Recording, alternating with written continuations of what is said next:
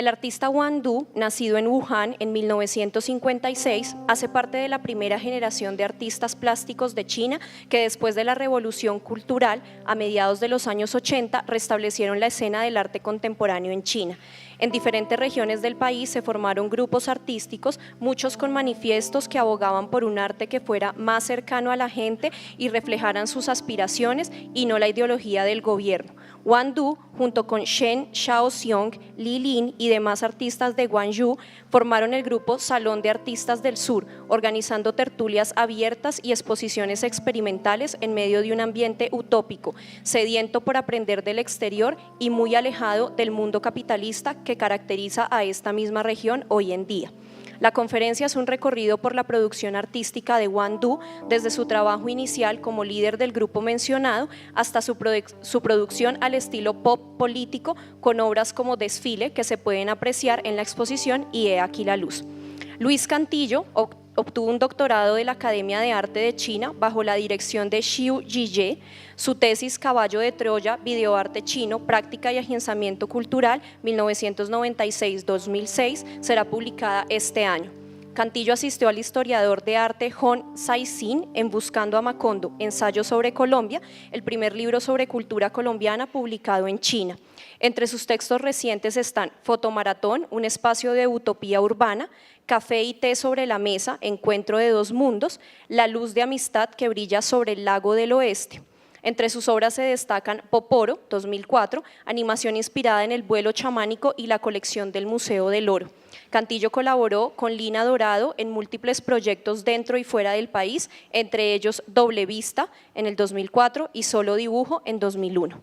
Recientemente fue coordinador de la exposición Entrañables Lejanías, Atuendos, Atavíos y Máscaras de Etnias de China en la Academia Colombiana de Historia.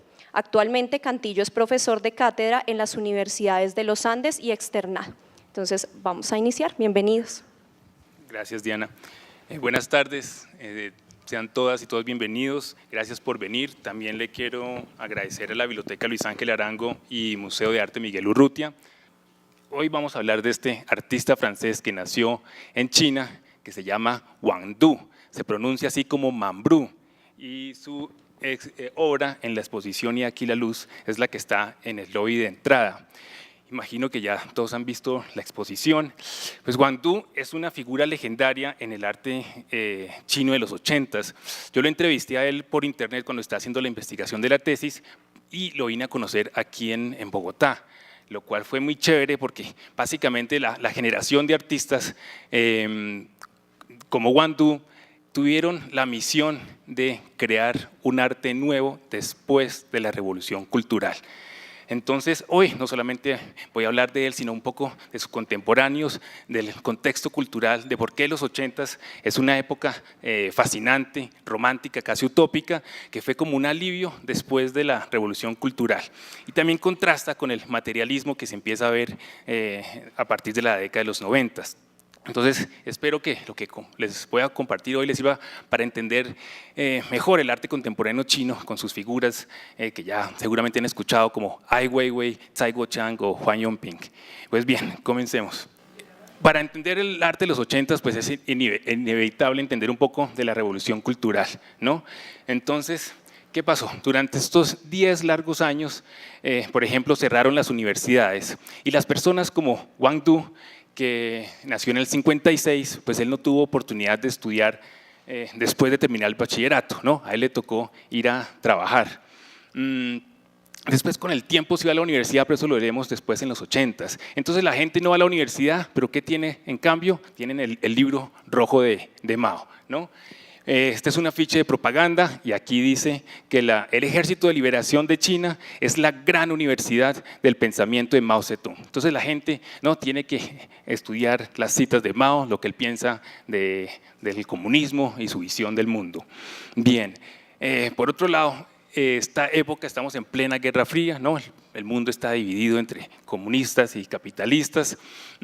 China estaba cerrada, no hace mucho había peleado incluso con sus grandes aliados, que era la Unión Soviética. Fuera del libro de Mao no había muchos libros que leer. a los intelectuales que estaban como opuestos a las ideas de Mao, pues fueron perseguidos, humillados públicamente, incluso hasta causarles la muerte.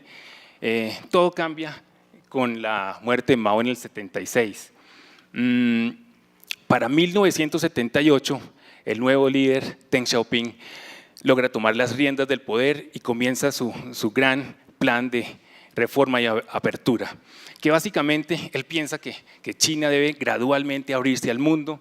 Escogen unas ciudades al sur de China para establecer unas zonas francas especiales para atraer la inversión extranjera y de esta manera pues hacer mover la economía, y el gigante asiático se despierta.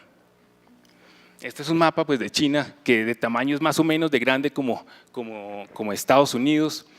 Caben 9 Colombias. Al norte está pues Beijing, la capital.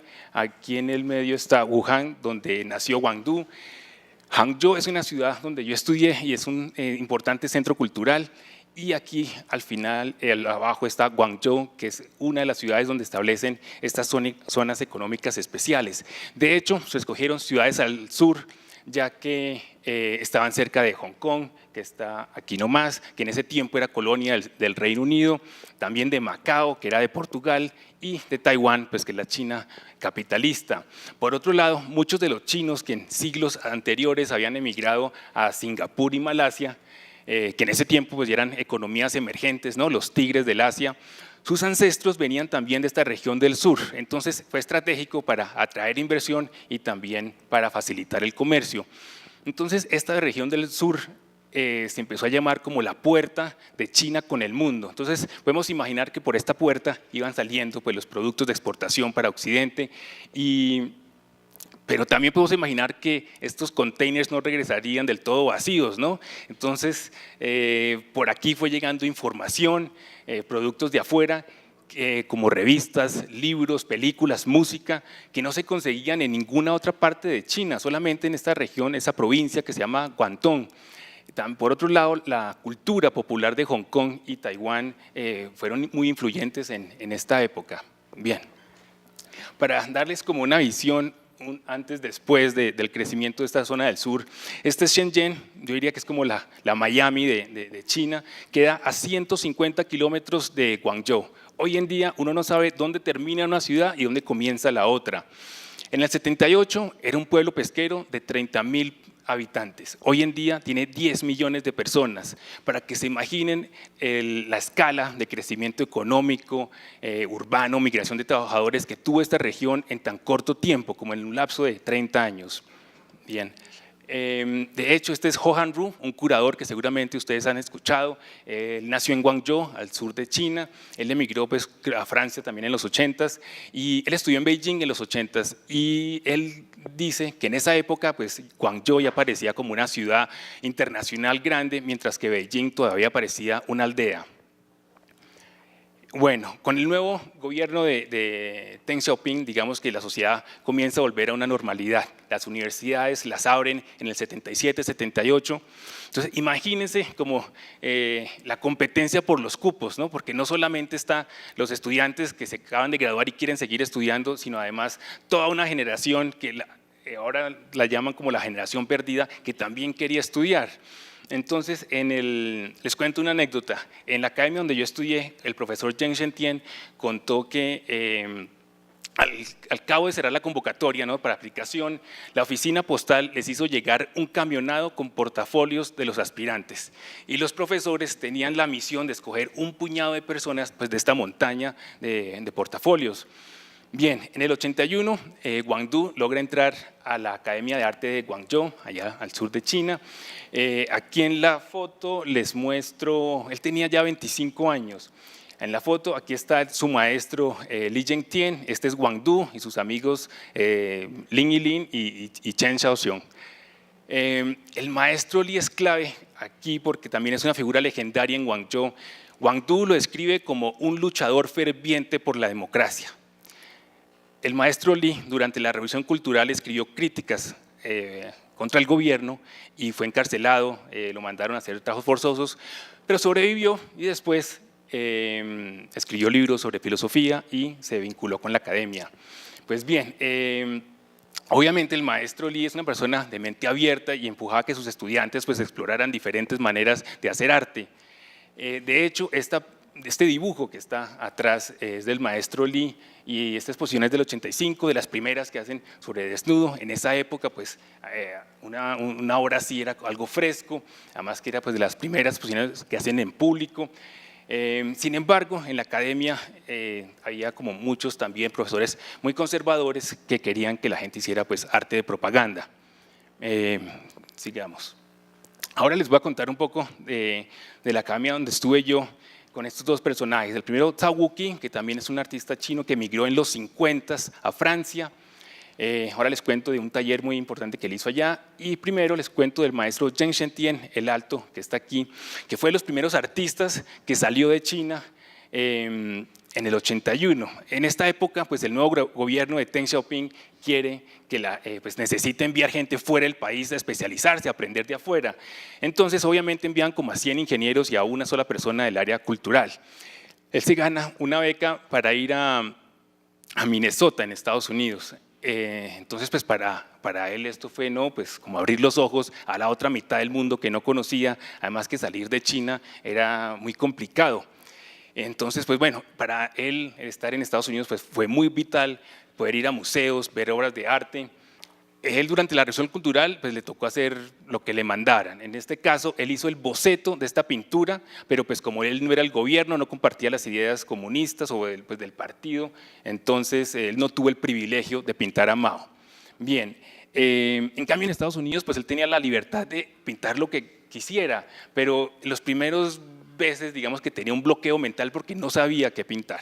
Finalmente decide hacer una serie de retratos, que acá vimos una foto que publicaron en un periódico, de una exposición que él hizo y digamos que durante ese tiempo logró vender y con eso ahorrar para ir a México, que era su gran sueño ver los muralistas mexicanos, ya que durante los 50 el muralismo mexicano fue clave o inspiró a una generación de artistas chinos. De hecho, él es también curador, ahora vive en Canadá, él está planeando una exposición para el Museo LACMA de Los Ángeles para el próximo año, entonces seguramente si están por allá la podrán ver. Él en el 83 emprende su camino de regreso a China, se va por el camino largo que es por Europa. Decían que él cargaba 2 cámaras fotográficas con los rollos de diapositivas, pues parando por todos los museos, tomando fotografías, y cuando llegó a China en el 83, pues su colección de diapositivas era la mejor y más grande del país. Entonces le organizan una serie de conferencias en diferentes academias de arte para compartir lo que él había aprendido.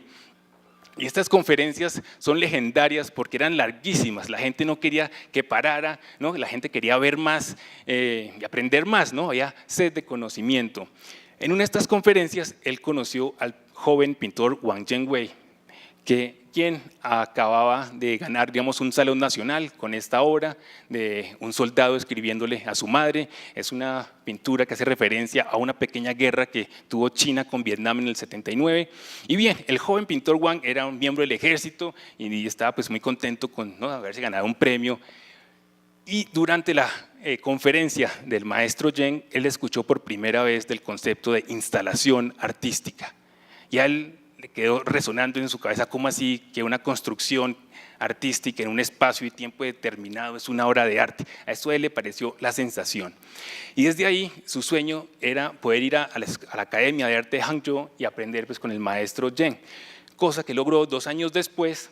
Y él, de ser un artista oficial, se convirtió en un artista de vanguardia, experimental, muy exitoso, tanto así que en el 2014 tuvo una exposición en el Museo del Guggenheim de Nueva York con esta obra, ¿no? Que podríamos decir que es una instalación artística. Entonces, si quieren, en internet pues, pueden mirar más sobre esta obra que se llama Templo del Tiempo.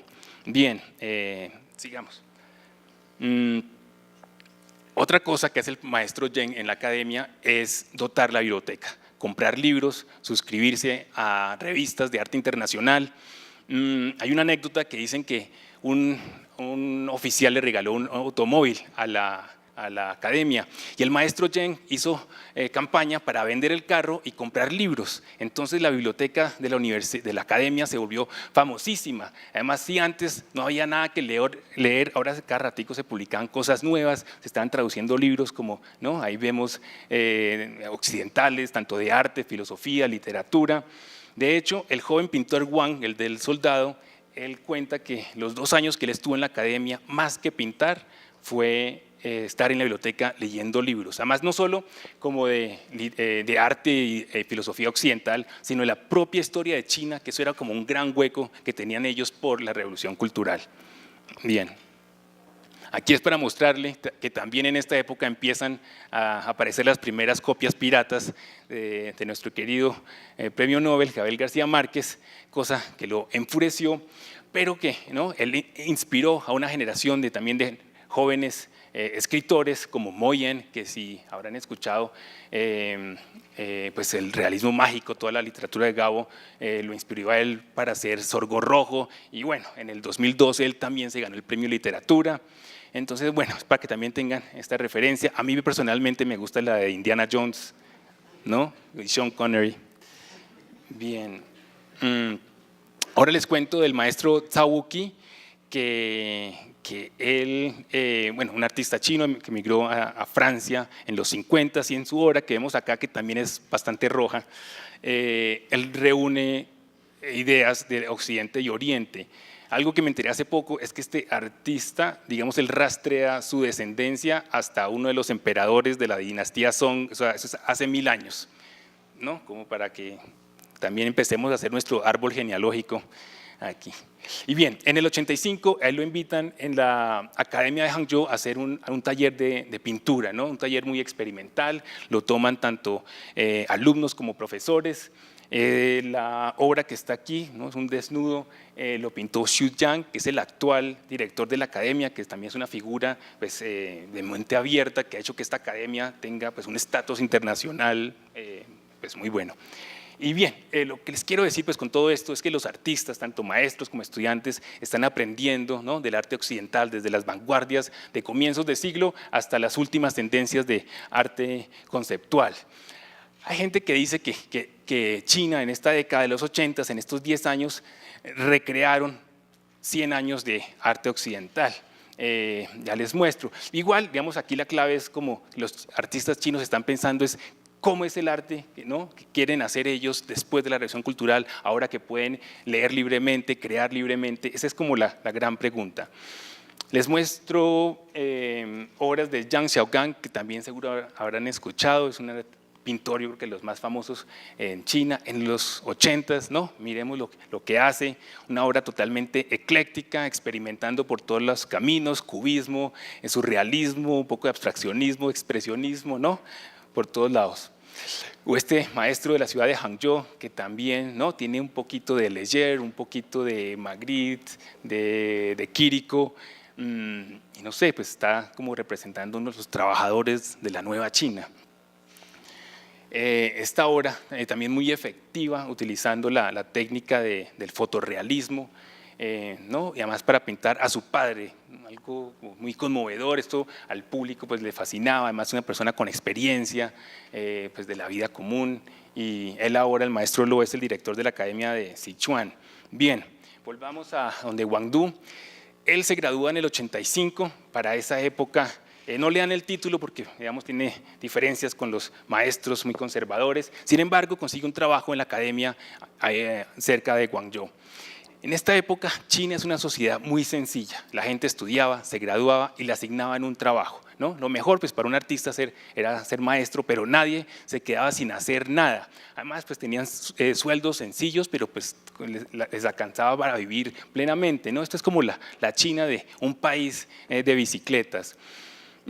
Hay un espíritu de compañerismo, ¿no?, para hacer tertulias, y en este sentido Guangdu con sus amigos crea el grupo de Salón de Artistas del Sur, ¿no?, para compartir ideas, planear exposiciones, y no solamente lo hacen ellos, sino los artistas que se están graduando regresan a sus provincias y también comienzan a hacer grupos.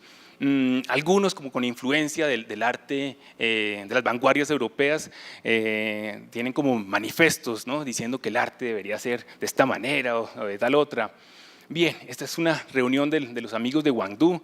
En cuanto a número de personas, el grupo de Hwangdu era el que más personas formaban parte. Además, ellos eran muy abiertos, aceptaban gente de diferentes disciplinas, ¿no? Acá los vemos reunidos en el jardín de la universidad. Se ve que en la mesa hay un termo con agua caliente para tomar tecito y ya, todo como muy inocente, sencillo. Aquí está Hwangdu dirigiéndose al grupo. A mano derecha podemos ver que hay un oficial como que chequeando que esta de reunión no sea de índole político. En ese momento en China no había un centro cultural fuerte como ahora es Beijing o Guangzhou, ¿no? Como vamos allá en China para restringir o restringen el movimiento de las personas, entonces hay un sistema que se llama JUCO, que es un permiso de residencia. Entonces uno no puede ir libremente a una ciudad, o en esa época pues era mucho más estricto, a vivir o a trabajar. O sea, entonces la gente de diferentes provincias estaba haciendo pues actividades artísticas. Bien, entonces este periódico de Bellas Artes de la ciudad de Beijing se vuelve como la telaraña que une a todos estos grupos. Este periódico era como de un tabloide de grande más o menos. Recuerdo que eran como 4 hojitas nomás, o sea, 8 páginas, pero le sacaban jugo. Había pues información de lo que hacían todos los grupos artísticos, pero además había información de noticias del extranjero. También había una pequeña sección de arquitectura, diseño, artesanías, ¿no? Muy chévere. Esta es la carátula del año 87, ya para entonces el fenómeno, ¿no? de hacer grupos pues era todo un boom. El crítico de arte Gao Minlu le había puesto nombre como la nueva ola del 85, otros lo llamaban simplemente como movimientos artísticos del 85. ¿Por qué el 85? Pues porque 1985 fue como el año de punto de inflexión, ¿no? El tipping point en cuanto a número de exposiciones, publicaciones, actividades. Ahora les muestro, este es como un pequeño pues, collage con fotos de los grupos. Estos son el grupo de Xiamen, el grupo de Sichuan, el de Hangzhou, norte de China, aquí Hwangdu y sus amigos, y este que es el de Beijing, el de Ai Weiwei. Ellos van a ser los primeros que van a hacer cosas. Les voy a describir como de 3 grupos, una pequeña descripción de cosas. El grupo Las Estrellas, ¿no? También eran como, no sé, más de 10 personas, donde Ai Weiwei formó parte. Ellos en el 89 le escriben una carta al Museo de Arte Nacional, que es el que está aquí, y les dicen que ellos quieren exponer sus obras. El museo les contesta que no. Igual en el 79, digamos que esto ya es post, ¿no? Revolución cultural, supuestamente se estaba China abriendo, entonces ellos eran optimistas en que ya podrían participar.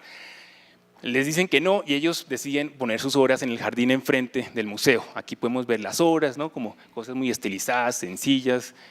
No, era gente autodidacta. Después la policía los obliga a que las quiten.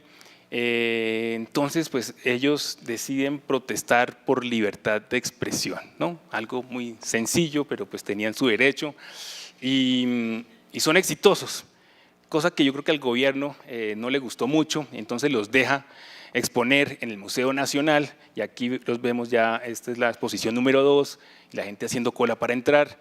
Y pues fuera, digamos, de artistas, miembros del grupo, este grupo también había gente que tenía ideas pues, políticas, que querían un cambio pues, más sustancial. Entonces a este grupo, digamos que se desmantela muy rápido en el 83, a muchos miembros les toca viajar fuera de China, Ai Weiwei se va para Nueva York, y bien, este es el grupo de Beijing. Este es el grupo de Xiamen, donde formó parte de Huang Yongping. Él también emigra a Francia en los 80s y es un grupo que le interesa como el dadaísmo, el teatro del absurdo, Fluxus, el budismo zen, ¿no? Son como cosas aleatorias. Hicieron este performance donde al final ellos sintieron que tenían que quemar las obras, ¿no? Hacer una obra efímera. Algo curioso es que mi maestro, Chu Yiye, quien es como el Joseph Beuys en el mundo del arte en China, él era un adolescente en esta época y él vio este performance y a partir de ese momento decidió estudiar arte. Este es el grupo de Hangzhou, donde vemos, entre los miembros, este que está aquí, que tiene una camiseta amarilla, es Zhang Peli, que es como el padre del videoarte en China. Y bien, ellos estaban interesados en sacar el arte de la academia, entonces hacían este tipo como de intervenciones públicas con estas figuras, haciendo como tai chi y aquí pues interviniendo con la naturaleza, ¿no? Siguiente. Este es el grupo del norte de China, pinturas de Wang Guangyi. Este grupo era como todo filosófico, trascendental. Ellos pensaban que la sociedad, la cultura del norte de China era muy antigua, muy global, entonces ellos tenían como ideas muy idílicas, no sé. Y bueno, Wang hacía este tipo de paisajes que también tienen un poquito de surrealismo, un poquito de Vermeer en la ventana y Dalí, en fin. Y en medio de todo este boom creativo, llegan 5 artistas colombianos a estudiar cursos de especialización en China, todos graduados de la Universidad Nacional. Aquí les cuento quiénes son: Dioscórides Pérez, yo estudié con él en la Nacional; Carlos Estupiñán, Luis Garzón y Edgar Francisco Jiménez. Aquí hace falta la esposa de Luis Garzón, Paulina Michaels. Ellos 2 van a estudiar en la Academia de Hangzhou, donde estuve yo, y ellos 3 van a estudiar en Beijing. Además que estuvieron en China en el mejor momento, del 84 al 87. Esta es una foto que se publicó en El Tiempo en octubre del 86 a raíz de una exposición que ellos tuvieron en el Museo Nacional de China, y aquí una foto en Macao o en Hong Kong que tuvieron como en septiembre del 86. Para los que quieran saber más, les recomiendo este libro que también tiene mucho rojo, del maestro Dioscórides. Él estudió grabado allá. Mucha gente puede pensar que ellos estuvieron allá por razones políticas. Maestro Dioscórides me contó que él en los 80s quería salir de Colombia, ¿no? Ir a Estados Unidos a estudiar grabado. En el ICETEX le dijeron, mire, no hay en Estados Unidos, pero hay una beca a China. Y él dijo, ay, pues me voy, y así nomás, también, ¿no? Sí. Y bien, entonces le recomiendo ese libro. Otra cosa clave para compartir es que el maestro de Luis Garzón, que también llamamos aquí el Tigre, es este artista Wang Dongling, que hoy en día es uno de los calígrafos más famosos de China. Él hace este tipo de de obras monumentales, su caligrafía cursiva es muy famosa. Este es un performance que él hizo en Alemania, y voy a ver si logro convencer aquí al museo de hacer una exposición y lo invitamos. Bien, sigamos. Bien, el grupo de Guangdong en el 86 decide que quiere hacer una exposición, ¿no? Pero no quieren hacer simplemente pues, de traer pinturas y esculturas, ponerlas y ya. Ellos quieren hacer algo participativo, que lo importante sea el proceso y no el resultado. Entonces arman una convocatoria con los miembros del equipo para escuchar propuestas, y gana o se impone las ideas de Guangdong. Aquí vemos algunos bocetos. Él básicamente, pues, ellos proponían como hacer un performance medio danza contemporánea. Entonces les vamos a mostrar un clip que hace parte de este documental, que pueden encontrar en internet en el canal de Asia Art Archive, que es un centro en Hong Kong muy chévere, que es biblioteca, y también apoyan a hacer investigaciones de arte asiático. Entonces también se los recomiendo, y vamos a ver un clip.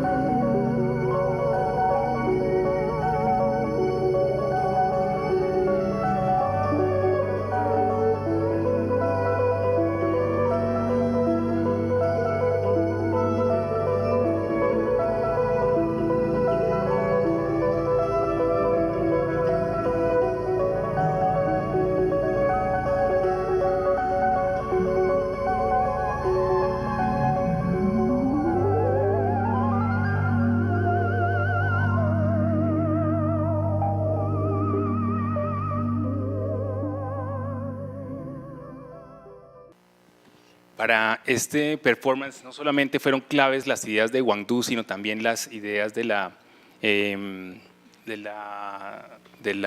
directora, digamos, del grupo de bailarinas. En ese, ¿cómo escribirla? Yo pues después de todo lo que he leído y pues lo que pienso, yo creo que estas figuras al comienzo son como pequeñas células que empiezan como a moverse muy sencillamente y con el tiempo pues hacen como movimientos más complicados y más complejos, y al final es como una gran celebración de la libertad. Digo la libertad porque al final las bailarinas invitaban al público a unirse al espectáculo. Al camarógrafo no se le ocurrió, no lo planearon de grabar todo el performance, entonces solamente hay una parte.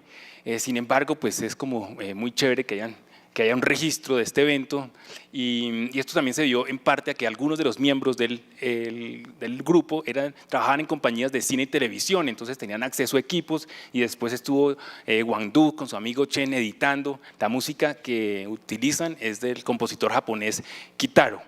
Bien, unos días antes de este performance, muy cerca de Guangzhou, en la ciudad de Zhuhai, tuvo lugar la conferencia de Zhuhai. Como es agosto, están todos en pantaloneta, ellos ahora son todos maestros del arte chino, curadores, historiadores, artistas, y se reunieron, digamos que representantes de todos los grupos de China. Allá estuvo Wang Du, también su maestro Li, y pues para compartir lo que estaban haciendo, ¿no? Entre las como anécdotas que cuentan es que hubo un debate muy álgido entre Wang Du y los artistas del norte, básicamente sobre el camino que debería tomar el arte chino, sobre la identidad del arte chino. Pero al final todos coincidían en que debería hacerse como una gran exposición para compartir pues, la producción de todos. Originalmente lo planeaban hacer en agosto, en el 87, pero a finales del 86 hay unas protestas estudiantiles en Shanghái, y entonces el gobierno se pone otra vez estricto. Entonces les toca esperar hasta el 89. Finalmente, el 5 de febrero de 1989 se inaugura esta exposición de arte moderno chino en el Museo Nacional de China, Museo Nacional de Arte de allá. Este fue el mismo museo donde expuso el maestro Dioscórides y demás artistas colombianos en el 86, y donde también en el 82 expuso el grupo de Ai Weiwei. Y bien, esta exposición, el título Arte Moderno, digamos que era un poco más seguro para las autoridades, además la idea como de desarrollo, de progreso, en vez de utilizar arte contemporáneo, arte experimental. Esta exposición pues se puede dar una charla completa. Les voy a mostrar unas imágenes de esta, por ejemplo, es la obra de Xu Ping, un artista de Beijing que hizo esta obra que también pues, es icónica de ese tiempo, el libro del cielo o texto ilegible, y de alguna manera hacía referencia a los libros que se publicaban durante la Revolución Cultural, que no querían decir nada, no eran textos insoportables. Entonces el maestro Xu Ping se inventó unos caracteres chinos que son eso, pues no tenían sentido, y hizo este libro. Hubo unos performances oficiales, otros no oficiales. Entre los medio oficiales y más osados está el performance de Xiaolu, que ella le disparó 2 o 3 balazos a esta instalación, que son como unas cabinas telefónicas, que se llama Diálogo, y pues obviamente fue un escándalo. Eso fue el día de la inauguración, la policía vino, pues la arrestó, después la exposición se cerró, vuelvan y la abren, después hay una llamada anónima que dice que hay una bomba en el museo, vuelvan y cierren, vuelvan y abren. Finalmente hasta el 20 de febrero estuvo la exposición. De las obras que censuraron antes de la inauguración está la de Song Haidong, Un año terrestre en los ojos de un extraterrestre, que de alguna manera hacía referencia al muro de Berlín y a los diplomáticos de la Alemania Oriental. Acuérdense que en ese tiempo hay 2 Alemanias, no les gustó y por eso la censuraron. Pero sin embargo, pues pueden ver que esta exposición captura el espíritu de la época. Había muchas cosas que los artistas querían decir. Por ejemplo, el logo de la exposición de prohibido echar para atrás, hace referencia a que ellos quieren ir para adelante. Esto es febrero del 89. 2 meses después comienzan las protestas en la plaza de Tiananmen. Para finales de los 80, China afronta graves problemas de corrupción, de desempleo y de inflación. Entonces los estudiantes, la gente se reúne en la plaza de Tiananmen pues, para protestar, pedir un cambio. En la ciudad de Guangzhou, al sur de China, Guangdong también toma parte en estas protestas. El gobierno no sabe qué hacer, y finalmente el 4 de junio decide mandar los tanques y sacar la gente y es la tragedia. Entonces digamos que ese día todos los sueños de los 80s se esfuman y comienza otra época, no solo para China, sino igual para el mundo, ¿no? El 89-90 es donde las Alemanias se reunifican, se cae o tumban el muro de Berlín. A lo largo de los 90s la Unión Soviética también se acaba, los países de la cortina de hierro también empiezan a cambiar y la pregunta era cuándo, o qué va a pasar con China, ¿no? En septiembre del 89, Wang Du es encarcelado. Él está 9 meses en prisión. Gracias a la gestión de su esposa francesa, logra salir y viaja a París, donde ahora pues, reside. Bien, entonces en el mundo que deja Wang Du, el arte chino se vuelve un arte, el arte de vanguardia, digamos, se vuelve un arte underground, ¿no? No hay manera de hacer exposiciones en museos ni en espacios públicos. Esta es una obra de Yang Xiaogang, pues, que hace alusión a los eventos de la plaza. Entonces, pues, vamos que a nivel cultural los 90s es una época muy oscura, pero por otro lado, a nivel económico, este desarrollo que comenzó en el sur se expande a Beijing y Shanghái, digamos. Entonces la gente ya no quiere aprender, sino tiene ese afán de hacerse rico. Y es un mundo muy cínico porque, digamos, el gobierno no da permiso para hacer una exposición, pero sí da permiso para hacer una feria de arte. Entonces, en la ciudad de Guangzhou, allá al sur de China, donde se mueve la plata, organizan esta feria de arte que también es una bienal. Pues ellos tenían la idea de como crear un mercado para que el arte no dependiera del gobierno, pero pues esto era como muy adelante al tiempo, no fuera de la compañía que patrocinó pues este evento, que se quedó con las 20 obras premiadas, pues no se vendió mucho. En el 94 repiten y pues es un fracaso. Bien, entonces aquí podemos ver como lo variado que era ¿no? esta bienal. Hay como desnudos, unos paisajes medio impresionistas, unas obras medio abstractas y aquí al fondo obras de como la nueva tendencia de pop político. Bien, aquí es eso también el rojo, es bien vibrante. Pues el pop político, ¿no? Es muy directo, es mezclar iconografía comunista con iconografía capitalista. Esto nos puede recordar la obra de Antonio Caro, de Colombia, escrito con tipografía de Coca-Cola. Aquí a la izquierda está la obra de Wang Guangyi, que ese es el artista que antes hacía esos paisajes etéreos, ahora él era como el máximo representante del pop político. Y aquí la obra de Li Shan, que resignifica, ¿no? un retrato de Mao, con una estética pop. La otra tendencia que también es muy fuerte en esta época es el realismo cínico, ¿no? Entonces es una pintura como satírica que representa a la sociedad china desamparada, ¿no? Afligida bajo un régimen totalitario. Entonces hacen como este tipo de obra, digamos que antes ir a la plaza de Tiananmen y tomarse la foto con Mao era algo pues, digno, emocionante. Ahora es como algo cómico, ¿no? Todos tienen una sonrisa falsa, aquí dice happy, ¿no? Todos están felices, entre comillas, y el blanco en China hace alusión al luto, y estas siluetas en blanco, digamos que son como los desaparecidos de la plaza de Tiananmen. Esta es la pintura de Fang Lijun, que él decía que quería hacer pinturas que fueran como un relámpago, que la gente dijera cómo, por qué y llegaron a este estado, ¿no? Entonces él pinta a estas personas como atontadas y también pues esta imagen que nos recuerda también al grito, y esto fue la carátula del New York Times en el 93. En esta época ya el arte chino, digamos que era el arte de moda a nivel mundial. Esto fue a raíz de una exposición de artistas chinos en la Bienal de Venecia, en Berlín, en Australia y en Hong Kong. Volvamos a Guangzhou. Entonces está esta bienal a este lado y los amigos de Wang Du el año anterior habían decidido organizar otro equipo, otro grupo. Se llamaban los Elefantes de Cola Grande y ellos pues ya vemos que trabajaban juntos para apoyarse mutuamente, pero no trabajaban pues para hacer todos una sola obra de arte. Entonces ellos deciden hacer una exposición alternativa a esta bienal que se vuelve de alguna manera como más importante que la otra. Estas son las obras de Chen Xiaoxiong, que con el tiempo se va a volver como uno de los pioneros del videoarte. Yo lo entrevisté y desafortunadamente murió el año pasado de un cáncer.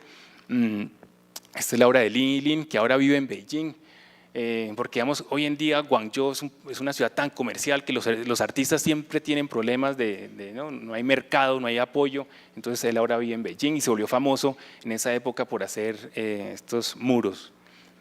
Esta es la obra de Liang Yuhui, que también falleció muy joven y también utiliza materiales industriales. Yo creo que todo eso se debe a que como esta ciudad está en un constante desarrollo económico, urbano, todo el cuento, construcción, entonces ellos hacen uso de esos materiales que están a la mano para hacer obras.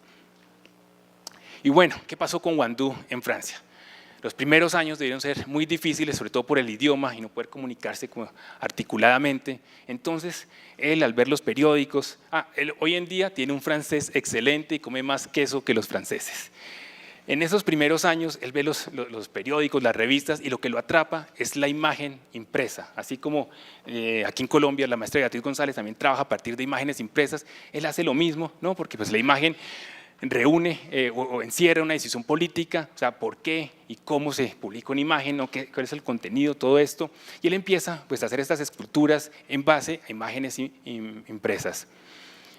Esta es una aproximación y la otra es volver la imagen una bola de papel, le cambia la escala, lo hace en resina y hace este tipo de instalaciones sobre montañas de papel.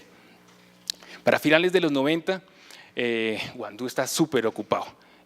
Tiene muchas exposiciones, la universidad en París lo llama para que sea profesor, trabaja 2 años, pero es tanta como la demanda de hacer exposiciones que no tiene tiempo. Esta es una obra que él mostró en la Bienal de Venecia del 99, al año siguiente expone la obra Desfile, la que está aquí en el museo, la expone en la Galería Deutsche Projects de Nueva York, que seguramente ustedes han escuchado que es pues, una de las mejores galerías que hay allá. No, estamos en el año 2000, esto es antes del septiembre 11, antes que Ai Weiwei fuera el artista de moda. Entonces Wandu hace parte pues, de las vanguardias de artistas chinos que están abriendo camino. Este es un detalle de las esculturas, donde el muchacho aquí en la bandana dice hay que pegarle al imperialismo yanqui, ¿no? Entonces es como irónico que le esté mostrando esta obra de despliegue militar comunista en Nueva York, ¿no? No sé si algunos de ustedes vinieron a la inauguración, les voy a mostrar un performance que hace Wandu para acompañar las obras, que son 10 segundos.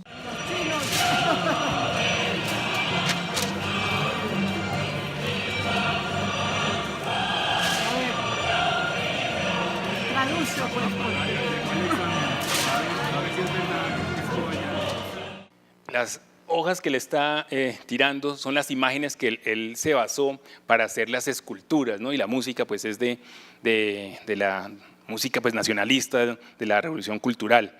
Bien, pues ya casi para terminar, al tiempo en que Wandu exponía en Nueva York, por los mismos días se inauguró en Shanghái la tercera Bienal de Arte de Shanghái, que es una exposición histórica porque fue la exposición donde el partido, digamos que hace las paces con el arte contemporáneo.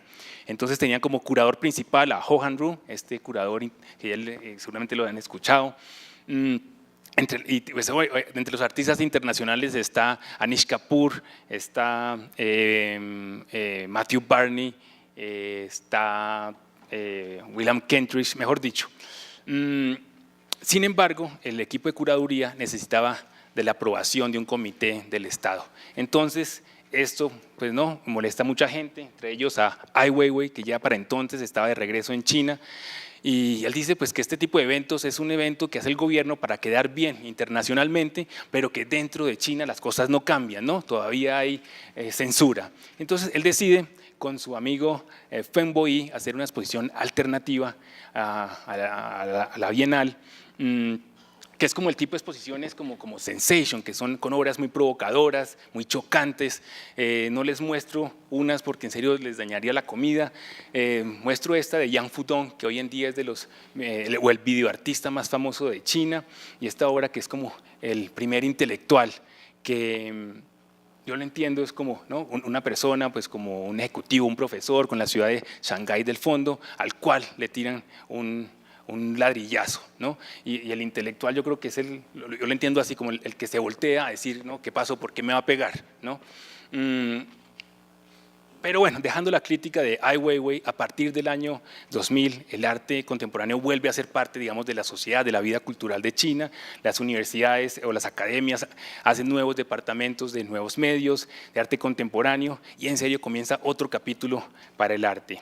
Y bien, esta era como más o menos la historia que quería contarles sobre la generación de artistas de Guangdú que tuvieron esa misión de hacer un arte que fuera lo que ellos quisieran, ¿no?, sus ideales, y no lo que el gobierno les imponía. Y de alguna manera yo creo que esto es como un homenaje por los que han luchado por la libertad. Muchas gracias.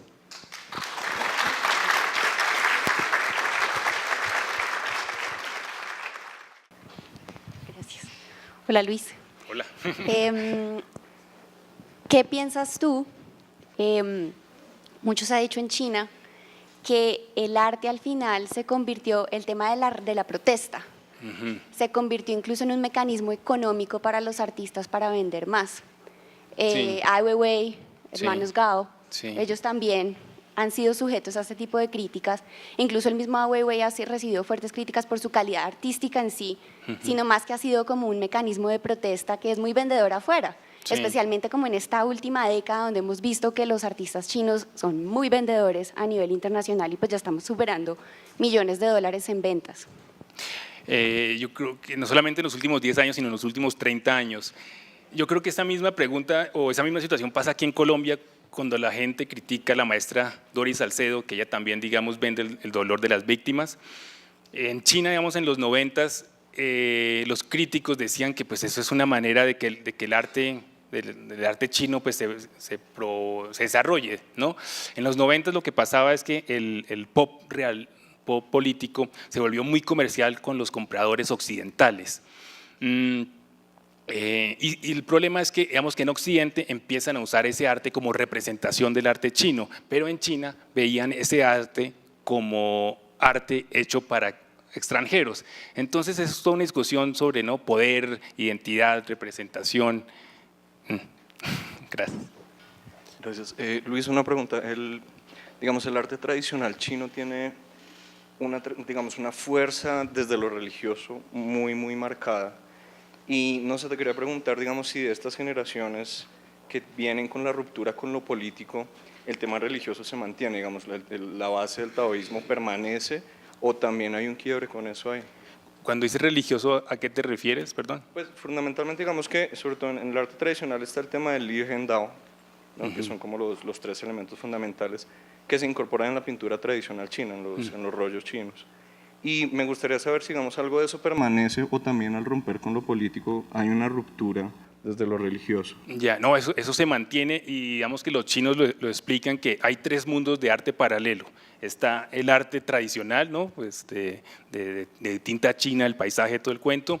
Está el arte moderno o el arte contemporáneo, que igual a comienzos del siglo XX ya había pues artistas haciendo como expresionismo, todo este tipo de cosas. Y el otro tipo de arte es el arte político, de propaganda. Entonces ellos lo ven que son tres tipos de arte, tres canales que muchas veces se cruzan, pero no, eso es muy fuerte allá, el arte tradicional. Yo tengo una pregunta, puede ser básica, es que yo no soy artista, pues, he visto cosas nomás de lo que trae aquí el Mamu, pero entonces, digamos, yo estuve aquí en la exposición de León Ferrari y me interesan más de tinte político como las exposiciones artísticas, y tengo una pregunta, ¿se puede establecer como arte contemporáneo o arte moderno? ¿Y desde cuándo hay una línea política más marcada? ¿Desde el año 66? Que creo que tocó el tema de que en el año 66 no habían universidades para el arte. O sea, mi pregunta es, ¿desde cuándo empieza como tal la modernidad y cuándo se vuelve el arte contemporáneo y desde cuándo está la línea política marcada? Yo creo que desde siempre está el arte político, incluso digamos con los paisajes tradicionales chinos también, o sea, desde siglos atrás hay diferentes maneras de representar pues, ideas políticas o los exiliados, bueno, pero digamos que en el siglo XX, cuando digamos en la primera, segunda década, se convierte en una república, pues también hay un tipo de arte como político, como en Estados Unidos, el arte de, pues como de animar al pueblo, a la gente a trabajar, al desarrollo, ese tipo de arte pues desde comienzos del siglo XX. Y después, cuando los comunistas en el 49 toman el poder, pues digamos que se ya vuelve pues arte más enfocado a la ideología comunista, pero pues antes también había gente pues como aquí en Colombia también a comienzos de los 30, 40, gente haciendo como cosas políticas, como lo que llamamos como indigenismo, algo así. Eso es una manera de hacer arte político, digo. Mira, yo quiero preguntar, ¿qué pasa con la mujer en China? ¿La mujer no puede ser artista, no es artista? Tú creo que mostraste una que es la que le está disparando a unas obras atrás, Sí. pero fue la única. ¿Y en dónde está ella y qué pasa con ella? Ya. No, yo creo que tanto en China como en Colombia las mujeres en serio son más valientes que los hombres. Pues en el caso, bueno, en China pues desde dinastías atrás ha habido mujeres artistas muy reconocidas, incluso hubo una emperatriz durante la dinastía Tang que fue una mujer, mejor dicho, pues muy fuerte. El caso de Xiaolu, ella, pues digamos, su novio, compañero en esa época, fue quien le consiguió el revólver. Allá la arrestaron, pero ella es la hija del que era en ese tiempo el director de la Academia de Hangzhou, entonces digamos que salió de la cárcel pronto. Pero después emigró a Australia y toda la vida ha hecho obras en torno a ese performance. Pero pues, digamos que sí en general, pues no sé si comparar con Colombia, pero que el mundo del arte en China, los hombres han sido como más protagonistas, pero siempre ha habido mujeres y pues muy buenas. Gracias. Es que me parece muy interesante tu voz acá, porque es difícil a veces explicar lo que es el panorama chino en Colombia, pues para los que no han estado en China. Hay un tema con la censura y con la autocensura, y me parecería muy interesante que nos contaras cómo es esa interpretación de la censura y autocensura, porque vemos en China no solamente en arte, sino en películas y en literatura, pues incluso hoy, que recibimos la noticia de la muerte de Liu Xiaobo. ¿Cómo ves tú como la autoimposición de la censura, la misma autocensura, y de un lado cómo ves esta visión de los artistas que al final, no sé si se podría llamar así, pero como que se venden al gobierno y en cierta forma son autorizados y son apropiados incluso a protestar en cierta forma? Y en ese sentido, si ves que dentro de la misma corriente de los artistas chinos hay una división entre los que están en contra y los que están a favor, porque vemos, por ejemplo, pues que Ai Weiwei sigue en China completamente vigilado, mientras los hermanos Gao van por todo el mundo y pueden protestar y, no sé, ponerle senos a Mao, e igual pueden seguir como un poco rompiendo esos paradigmas de los chinos, contra, por ejemplo, no sé, artistas que al final han sido censurados, pero que después terminan trabajando para el partido, haciendo la apertura de los Juegos Olímpicos, por ejemplo. Entonces, ¿cómo ves ese proceso? No, eso es una conversación larguísima, pero ahora Ai Weiwei ya hizo las paces con el gobierno y él ha viajado, ¿no? Hace como 1 o 2 años, comparte fotos en Twitter en Berlín, con Bono del grupo de YouTube, entonces él es una celebridad. Digamos, sí, la censura pues sí, durante la Revolución Cultural sí que fue severa. Yo creo que a partir de los 80s, ¿no? Fue como sube y baja, y los artistas lo han aprendido a manejar. Por ejemplo, sí, todo no está en blanco y negro, como pues les quise mostrar. Al sur de China es un poco más flexibles, ¿no? Pues el gobierno está, o sea, en Beijing digamos que se siente más como una sola visión de la cultura, pero en Guangzhou es mucho más amplia, en Hangzhou donde estuve yo es súper amplia, o sea, que sí, o sea, es un país comunista, pero en la universidad donde yo estuve, o sea, se puede discutir libremente todo, o sea, hablan, critican, entonces, que sí hay eventos que hay que ser un poco más disimulado. Por ejemplo, mi maestro Chu Ji-ye, él está patrocinando un museo en Shanghái que se llama el Mingtang, algo así, y él quiere promocionar el performance. Entonces el performance, si uno dice performance ahí en China, pues eso en los 90 era algo tabú, que no dan permisos, pero si tú dices que esto es actuación experimental, ¿no?, pasa la censura. Entonces ese es el diálogo que a ellos les toca hacer y no hay de otra. Bueno, Luis, pues claro, nos acabas de hacer un panorama amplísimo sobre el arte en China.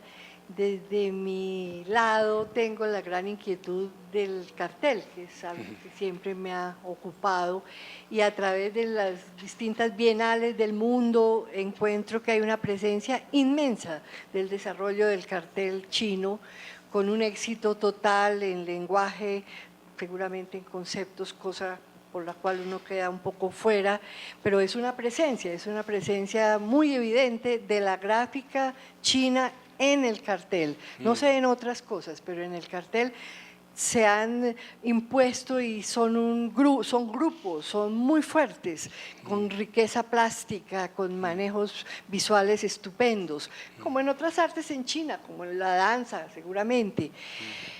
No vimos nada de eso, pues no es tu campo, pero seguramente tú estando allá sí pudiste ver el desarrollo de la gráfica en el cartel. Sí, de hecho a mí me impresiona que igual desde la universidad estamos promocionando una conferencia, en serio las composiciones, a mí me parecía cómo es que se les ocurre esas cosas. Yo creo que tiene mucha influencia de la caligrafía, ¿no?, que son varias líneas por diferentes lugares, pero tienen un balance, ¿no?, que lo logran.